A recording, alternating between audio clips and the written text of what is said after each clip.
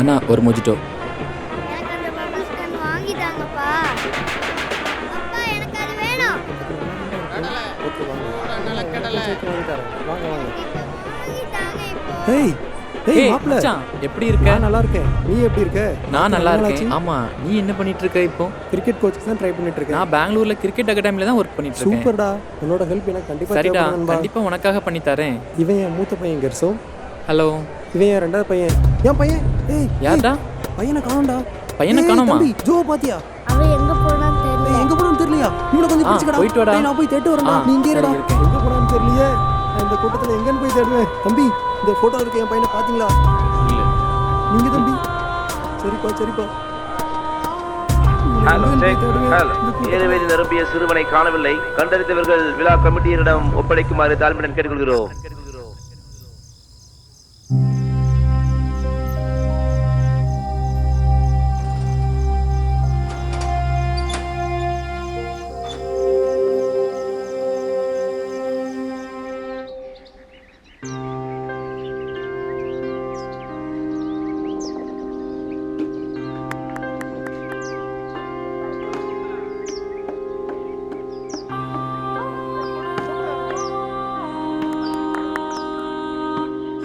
கவலைப்படாதடா, பையன் கண்டிப்பா கிடைச்சிருவான். சரிடா.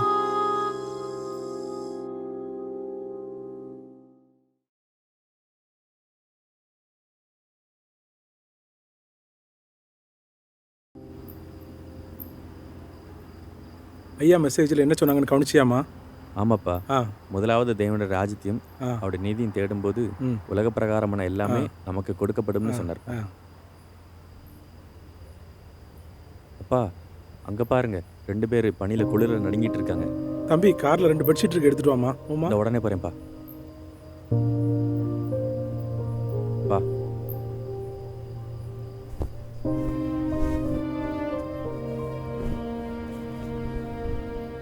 தூங்கட்டும்.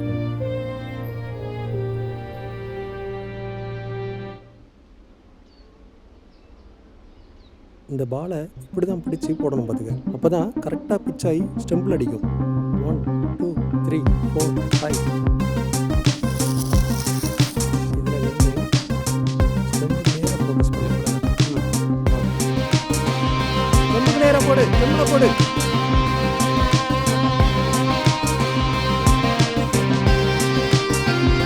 ஸ்டெம்பில் போடுறா.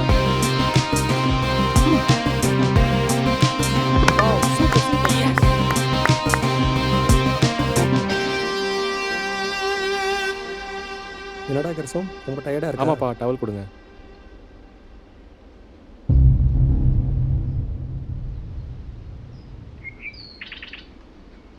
டேய், மேட்ச் ரொம்ப த்ரில்லா போகுதுலாடா. ஆமா, நீ பெருசான போறது என்ன ஆக போற? சச்சின் மாதிரி பேட்ஸ்மேன் ஆக போறேன். நீ என்ன மாதிரி பவுலர் ஆக போற? அப்பா, என்ன யோசிச்சுட்டு இருக்கீங்க? இல்லடா, உன் கையில் இருக்க மச்சத்தை பார்த்த உடனே தம்பி ஞாபகம் வந்துடுச்சு. ஆமாப்பா, இதேமே தம்பிக்கு ஒரு மச்சம் இருக்குல்ல? ஆமாடா, இன்னையோட அவன் காணாம போய் 12 வருஷம் ஆச்சுடா. அவன் இப்போ இருக்கானா இல்லையான்னு கூட எனக்கு தெரியலடா. ஒன்றும் கவலைப்படாதீங்கப்பா, தம்பி நல்லா இருப்பான். அவனை பெரிய பேட்ஸ்மேன் ஆக்கணும்னு நினச்சேன்டா. அந்த கனவு நினைவாகாமே போயிரும் போல. எனக்கு இருக்கிற ஒரே ஆப்ஷன் நீ தான் கர்சோ. உன்னை பெரிய பவுலர் ஆகணும்டா. தன்னம்பிக்கை இருந்தா நம்மளால எதையும் சாதிக்க முடியும். கடும் பயிற்சியும் தன்னம்பிக்கை மட்டும் போதும்டா, நம்ம எதனாலும் சாதிக்கலாம். சரிப்பா, கண்டிப்பாப்பா, கண்டிப்பா நான் பெரிய பவுலர் ஆகும். என்னோட கனவை நீ நினைவாக்குவியா? கண்டிப்பாப்பா, கண்டிப்பா நான் சாதிப்பேன்ப்பா. சரிடா கர்சோ, போமா? போவோம், கிளம்புவோம். வணக்கம். முக்கிய செய்திகள். இந்திய கிரிக்கெட் அணிக்கான தமிழக வீரர்களின் தேர்வாட்டம் நாளை நடைபெற உள்ளது. இந்த ஆட்டத்தில் சிறப்பாக விளையாடும் தமிழகத்தை சேர்ந்த ஒருவர் தேர்ந்தெடுக்கப்படுவார் என எதிர்பார்க்கப்படுகிறது.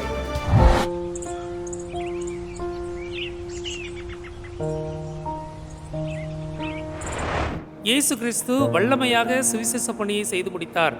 ஆயிரக்கணக்கான ஆண்டுகளுக்கு முன்னாடி அவருடைய சீஷர்கள், அப்போஸ்தலர்கள் மிஷினரிகள் இங்கே வந்து இயேசுவை பற்றி சொல்லலை அப்படின்னா இயேசு யாருன்னே நமக்கு தெரிஞ்சிருக்காது.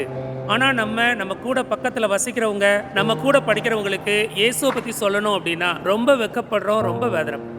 அறுப்பு மிகுதி, வேலையாட்களோ கொஞ்சம் அப்படின்னு பைபிளில் சொல்லப்பட்டிருக்கு. அவருடைய வருகைக்கு நாம மட்டும் ஆயத்தமானா போதாது, நம்ம கூட இருக்கிறவங்களும் ஆயத்தப்படுத்துறது நம்மளோட பெரிய கடமையா இருக்கு. உனக்காக எனக்காக மரித்த இயேசுவுக்கு நீ என்ன செய்ய போற? நாளைக்கு சுவிசேஷ ஊழியத்துக்கு ட்ராக்ஸ் கொடுக்க போறோம். யாரெல்லாம் ட்ராக்ஸ் கொடுக்க வரீங்க? நான் வரேன். ஓகே ஜோயல், நாம நாளைக்கு சேர்ந்து போலாம்.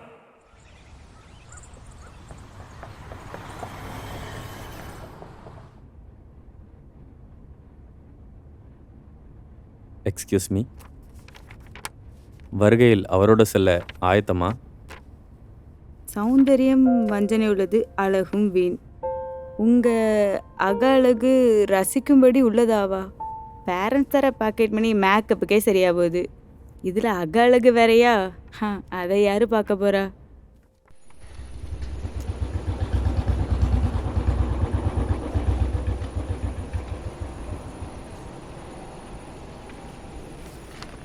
சிஸ்டர்,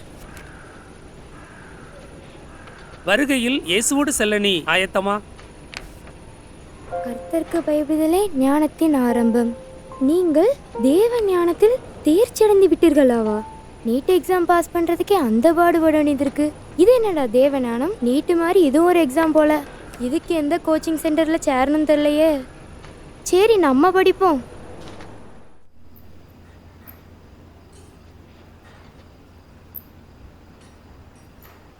பிரதர், வருகையில் அவர் கூட செல்ல நீங்கள் ஆயத்தமா? என்ன சொல்லிட்டு போறான் இவன்? என்னதோ.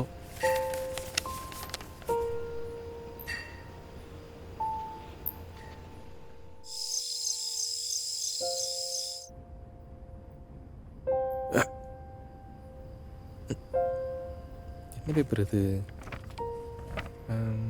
குதிரை யுத்த நாளுக்காக ஆயத்தப்படும், ஜெயமோ கர்த்தரால் வரும், நீங்கள் தேவனுக்கு முதலிடம் கொடுக்கிறீர்களா? கர்த்தர்னா யாரு? அவருக்கு நான் ஏன் முதலிடம் கொடுக்கணும்? என்ன படைச்சது எங்கள் அப்பா அம்மா, அவங்களுக்கு தானே நான் முதலிடம் கொடுக்கணும். எனக்கு பிடிச்சது கிரிக்கெட்டு, அதுக்கு தானே நான் ப்ரிப்பேர் ஆகிருக்கேன். இது என்னடா பைத்தியக்காரத்தனம்? கர்சோம், அப்பா மணி 12 ஆகுது, இன்னும் தூங்காம என்ன பண்ணிட்டு இருக்க? இல்லப்பா, ஒன்றும் இல்லப்பா, தூங்க போகிறேன். கையில் என்ன பேப்பர்? இது ஒன்றும் இல்லப்பா. கொண்டா, கொடு கொடு. கர்சோம், உன் மனசை நல்லா யாரோ குழப்பறாங்க கர்சோம். அதனால எதையும் போட்டு குழப்பிக்காத. நாளை காலைல மேட்ச் இருக்கு, ஒழுங்கா படுத்துங்க, லைட் ஆஃப் பண்ணு. சரிப்பா.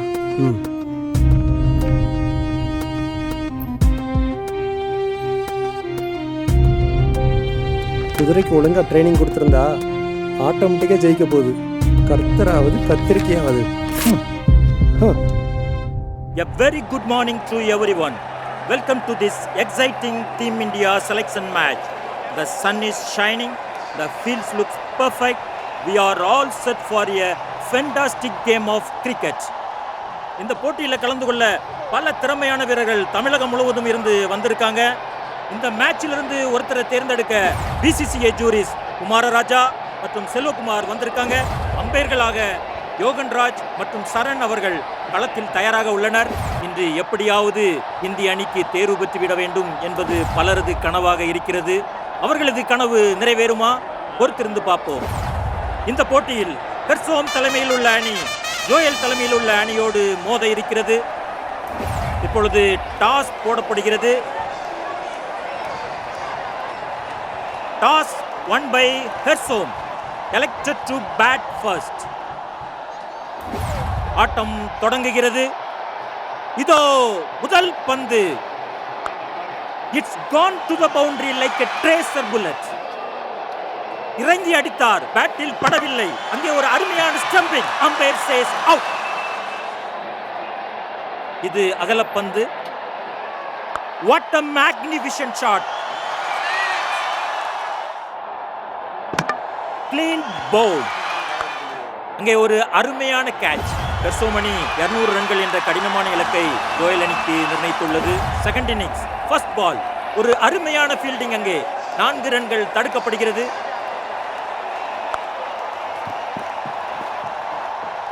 அங்கு ஒரு ரன் அவுட்.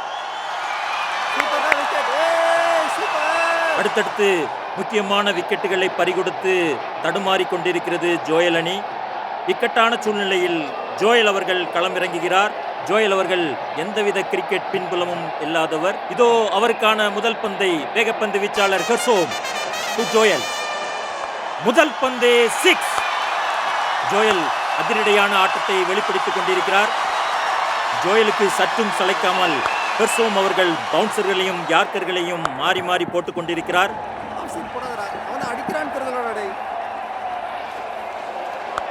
அங்கே ஒரு அருமையான ரன் அவுட் வாய்ப்பு. நூலிலையில் தப்பினார் ஜோயல். அங்கே ஒரு ரன் அவுட் வாய்ப்பு டேடம்பேர் பார்வைக்கு செல்கிறது. Ampere chase out. 6 ரன்கள் அடித்தால் ஜோயல் அணி வெற்றி பெறும். விக்கெட் எடுத்தால் ஹெர்சோம் அணி வெற்றி பெறும். ஆட்டம் பரபரப்பான கட்டத்தில். The match is hanging by a thread. Even one mistake could change everything. உச்சகட்ட பரபரப்பில் கோச் மோசஸ், இதோ நீங்கள் ஆவலோடு எதிர்பார்த்துக் கொண்டிருந்த கடைசி பந்து. What a shot! Straight down the ground for a 6. Joel team won the match. Real upset for Hessom and national coach. Proud moment for the Joel dad. இன்னைக்கு விளையாடிய மேட்ச்சில் விளையாடிய வீரர்கள் ரொம்ப டேலண்டடாக இருந்தாங்க. உண்மையிலேயே அவங்களோட முயற்சியை நினச்சி நாங்கள் ரொம்ப பெருமைப்படுறோம். ஃபைனல் பிளேஸை செலக்ட் பண்ணுறது ஒன்றும் அவ்வளோ ஈஸி இல்லை. ஒவ்வொரு வீரரும் தங்களுடைய திறமை அபாரமான விதத்தில் வெளிப்படுத்தி வலுவான தாக்கத்தை ஏற்படுத்தியிருக்காங்க. கன்கிராட்ஸ். அப்பா, தம்பி கிடைச்சிட்டான். தம்பியா? என்னது? தலைதறிக்க ஓடுறாரு. 12 வருஷத்துக்கு முன்னாடி காணாம போயிட்டேன் தம்பி. இல்ல காணாம போயிட்டேன். பாரு, நம்ம ரெண்டு மச்சம் ஒரே மாதிரி இருக்கு பாரு. அப்பா அப்பா, நம்ம தம்பிப்பா, பாருங்கப்பா. ஜோயல், என் பையன் கிடைச்சிட்டான். அப்பா, நம்ம தம்பி கிடைச்சிட்டான்ப்பா.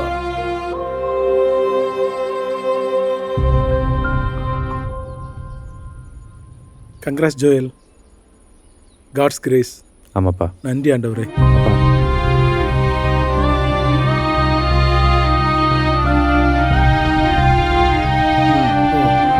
இவங்கதான்ப்பா.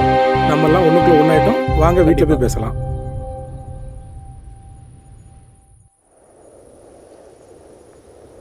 டீ குடிங்க.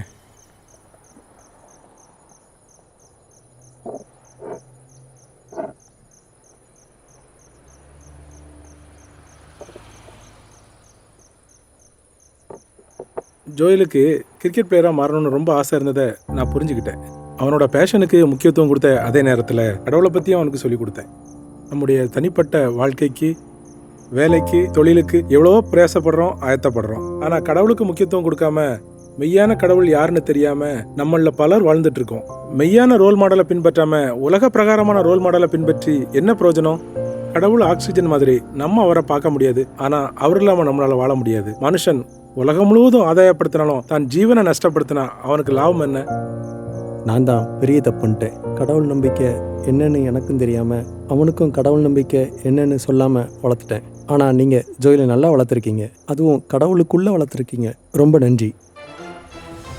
பிரதர், இந்திய டீம் ஃபைனலிஸ்ட் அனௌன்ஸ் பண்ணிட்டாங்க. முக்கிய செய்தி, நடந்து முடிந்த இந்திய கிரிக்கெட் தேர்வு ஆட்டப் போட்டியில் தமிழகத்தை சேர்ந்த ஜோயல் தேர்ந்தெடுக்கப்பட்டுள்ளார். அப்பா, தம்பி டீம்ல செலக்ட் ஆயிட்டான். தேங்க்ஸ்ப்பா. கங்க்ராஸ்டா.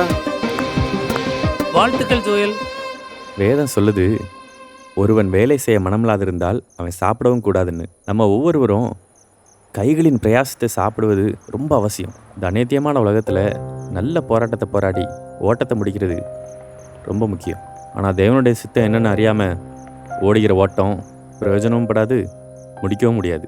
வேதத்தில் கூட தன்னோட சுய பலத்தையும் ஆயுதத்தையும் நம்பி வந்த கோலியாத்தை ஒரு சின்ன பையன் தாவீது அவன் கையில் இருந்த கவனை வச்சு அடித்து வீழ்த்தினான். தாவீது தேவன் மேலே அதிக நம்பிக்கை வச்சுருந்தான். நம்முடைய நம்பிக்கை எது மேலே இருக்கு? வேதம் சொல்லுது, பெற்றுக்கொள்ளத்தக்கதாக ஓடுங்கள்னு.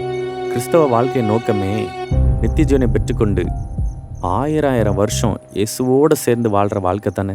வெறும் மண்ணுக்காக மாணிக்கத்தை யாராவது விட்டு கொடுப்பாங்களா? அவர் வருகைக்கு நாங்கள் எல்லாரும் ஆயத்தமாயிட்டோம். அவர் வருகைக்கு நீங்கள் ஆயத்தமா?